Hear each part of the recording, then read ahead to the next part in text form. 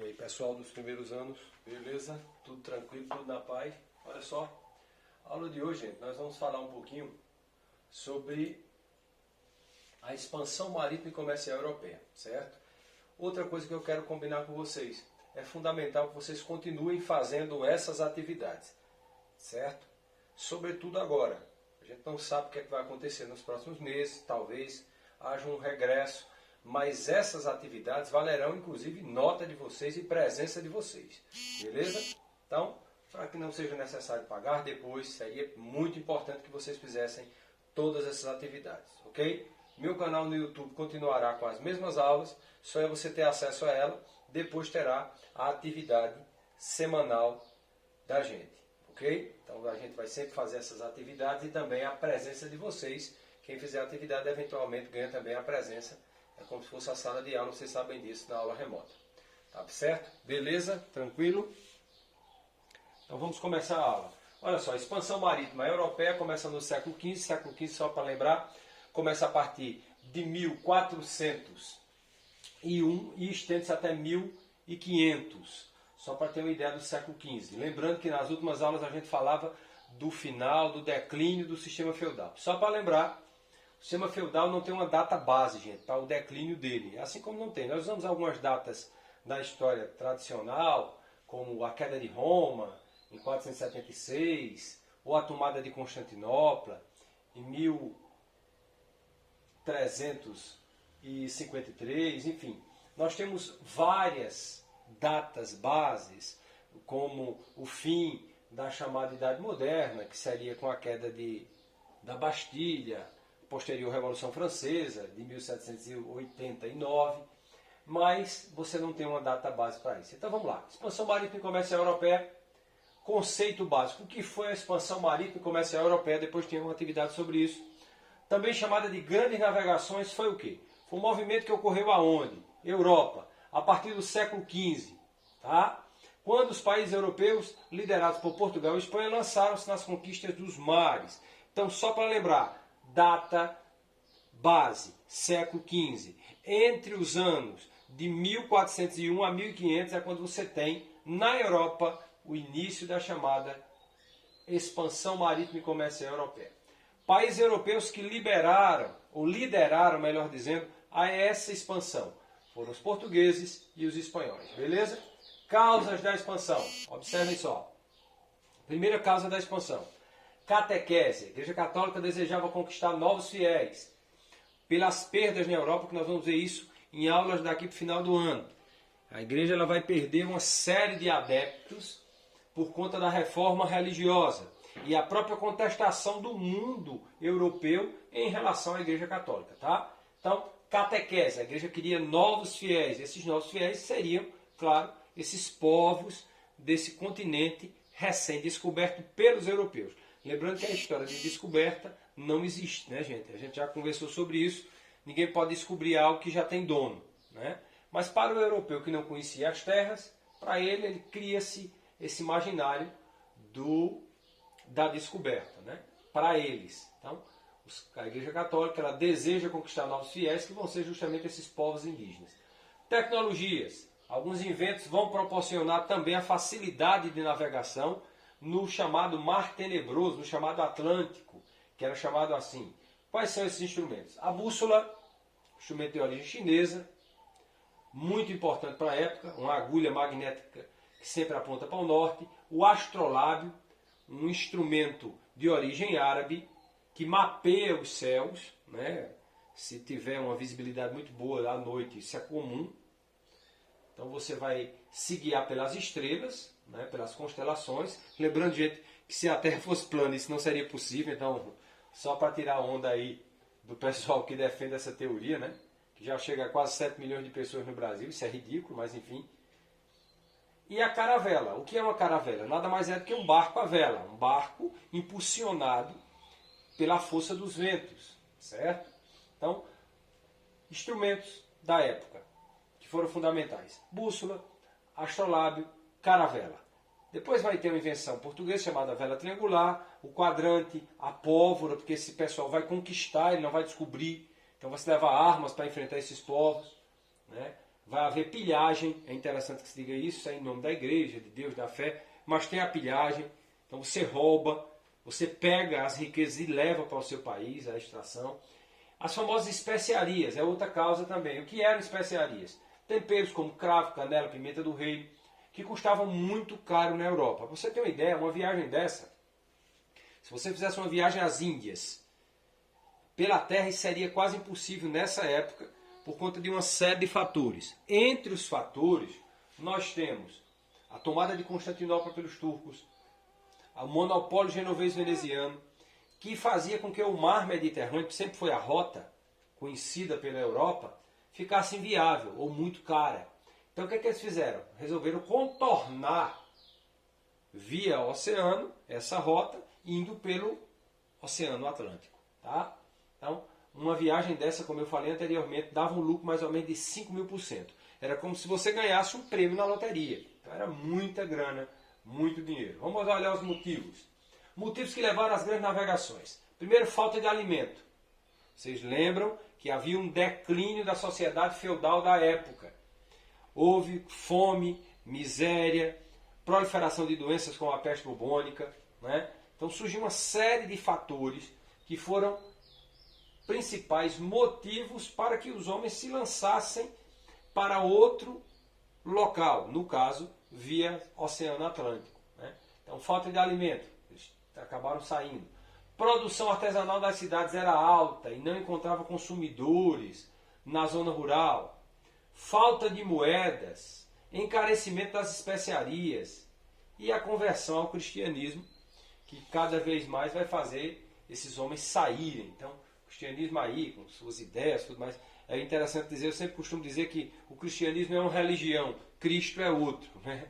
É bem diferente. Mas o cristianismo, essa religião criada há séculos antes, lá em Roma, né, ela vai se transformar na principal religião do mundo e vai ser fundamental para essa conquista, pois a religião cristã, no caso católica, vai levar essa fé para os demais. A protestante também, mas nos Estados Unidos, nós vamos estudar isso mais tarde. Tá? Rotas das especiarias. As rotas mais conhecidas para a busca, como eu falei, das especiarias eram via mar Mediterrâneo. A rota por terra era dominada geralmente pelos árabes. Como eu falei, a questão da tomada de Constantinopla. Além disso, o percurso era muito grande e desestimulava a burguesia. Lembrando que essa classe social, a burguesia, gente, ela vai ser fundamental para a gente entender esse momento. Por quê? Porque é a burguesia quem vai financiar todo esse empreendimento de navegações. Vai ser fundamental para a gente entender esse investimento burguês. Para você ter uma ideia, a burguesia já vinha investindo desde a época do que a gente chama da época do Renascimento. O Renascimento, vocês viram que havia os mecenas que financiavam todas as obras. Né? Então a burguesia ela começa a tomar conta de toda a Europa, ela financia muita coisa. E é ela que vai financiar justamente esse empreendimento marítimo. Rota pelo mar Mediterrâneo dominada pelos italianos, é um problema. Cabia aos portugueses buscar uma rota alternativa e a escolha foi justamente o mar Mediterrâneo. Ora, então você tem aqui os motivos, olha só, falta de alimento, produção artesanal, falta de moedas, encarecimento, causas, catequese, igreja, cristianismo agindo, desejo de conquistar novos fiéis por conta das perdas na Europa, por conta da reforma religiosa que dividiu a igreja em duas, em protestantes e católicos, né? O cristianismo foi dividido, houve uma cisão no chamado cristianismo europeu, naquela época. Especiarias, temperos também, as rotas, né? Principais especiarias, olha só, cravo da Índia, está aqui, ó. Aqui está a Índia, mas era o cravo da Índia, que hoje é comum você encontrar cravo, mas na época só tinha da Índia, isso era caríssimo. Como eu falei a vocês, uma viagem via Índia era extremamente lucrativa, né? Você chegava a lucrar 5.000%, era ganhar uma loteria. Principais especiarias, pimenta do reino, que hoje também é comum, né? Nós usamos nos nossos pratos. Noz moscada, que nós ainda não temos tão comum, mas ainda existe. Sim, talvez não aqui no Nordeste, em grande quantidade, mas em outras regiões sim. A pimenta do reino é muito comum aqui no Nordeste, em todos os locais. Nós usamos para muitos pratos. Principais especiarias eram também o gengibre, a canela e o açúcar. O açúcar era caríssimo. Tanto é que nós vamos depois nos tornar aí no século XVI, com o empreendimento, com a chegada de Cabral, e depois de 30 anos, o chamado empreendimento do açúcar começa no Nordeste, sobretudo aqui em Pernambuco, nós vamos ter um lucro imenso. Um quilo de açúcar talvez desse para comprar um carro hoje em dia, né? Então era um negócio assustador o preço dessas especiarias. Os europeus compravam outros produtos do Oriente, né? Como tecidos, tapetes, cristais, perfumes, porcelana, seda, tudo isso vinha do Oriente. Lembrando que isso veio também esse gosto por conta das cruzadas, lembram? Expedições religiosas que tinham como principal objetivo retirar a Terra Santa das mãos dos infiéis. Por trás disso, essas expedições trouxeram o gosto, o requinte por novas coisas. Açúcar, canela, cristais, perfumes, porcelana, seda, tapetes, tudo isso vai fazer parte do novo gosto da burguesia e da população europeia também. Visões do mundo, olha só, um mapazinho da época 1489, olha como era a história, a ideia de mapa, né? Mas já tinha-se uma ideia de mapa mundi, mais ou menos aqui. Então você vê o continente africano, você ainda não vê, você ainda acredita que o continente americano, o sul-americano, não existia. As visões do mundo eram essas visões aqui, né? Mas isso vai sendo quebrado. Então você tem visões de mundo, olha só como era, e o mundo hoje atual, né? Lembrando, gente, pelo amor de Deus, terrinha, né? Só achatada nos polos, ela não é plana, gira em torno, pelo amor de Deus, né? Não vamos voltar ao tempo do aristotelismo, né? Outra coisa, riscos imaginários. Havia um medo muito grande das navegações. O Oceano Atlântico era tarefa difícil de ser navegado, era chamado de mar tenebroso, habitado por monstros. E havia também a crença, como eu falei aqui brincando, das propagandas das escrituras bíblicas da terra plana. Então se acreditava que a terra era plana, né? Tinha-se essa visão de mundo também bem religiosa. Assim, em determinado ponto de viagem, as embarcações seriam atacadas por monstros. Outra coisa em relação à terra plana, né? É interessante a gente dizer que hoje, quando eu digo que isso é ridículo você pensar dessa forma hoje, porque você tem satélites que orbitam a Terra. Você não tem um domo cercando a Terra, não tem como. Você tem aí a atmosfera, você tem planetas, não é? Você recebe sinal de celular, então, pelo amor de Deus. Na realidade não é celular é no Brasil, só para lembrar. Né? Na realidade nos outros países por aí, em Portugal mesmo, é o que a gente chama de telemóvel, né? O telefone móvel. Visões do mundo. Então acreditava-se que o Atlântico era povoado por monstros, que nessa visão de terra plana, o oceano tinha uma grande cachoeira. Né? A cachoeira, o navio caía aqui e o monstro pegava. Então, veja só. Mas isso no ano de 1489, 1400. Então você resgatar essa visão de mundo para 2020 é um negócio meio estranho, né? Quase 2021 aí. Além das crenças e superstições da época, os navegadores enfrentaram outras ameaças. Fome, sede, doenças, tédio na navegação, fazia com que as pessoas enlouquecessem. Na realidade, era uma espécie de depressão mesmo. Só que na época você não tem como diagnosticar, não havia essa doença ainda diagnosticada. Né? Tempestades, perigos reais. Dessa forma, as embarcações partiam e poucas retornavam. Né? Olha só. Qual é o país que sai na frente para a gente meio que encerrar? O país que sai na frente nessas navegações é Portugal. E aí vai chegar também aqui. Por quê? Porque Portugal era uma nação unificada, independente desde o século XII, tinha conseguido expulsar os árabes do seu território, promoveu em 1385 a Revolução de Aves, que subiu ao trono Dom João I, foi apoiado pelos burgueses, a mesma burguesia, aquela classe social rica que vai financiar o empreendimento marítimo, tinha grande interesse na expansão marítima, boa parte da população portuguesa vivia da pesca, quer dizer, essa pesca é fundamental para a gente entender, porque era a pesca do bacalhau em águas profundas, então os portugueses já tinham essa experiência, coisa que os outros povos ainda não, e tinha a escola de Sagres, que alguns dizem que era escola, mas na realidade era um centro, onde você tinha mapas, tinha vários instrumentos de navegação, isso no século XV.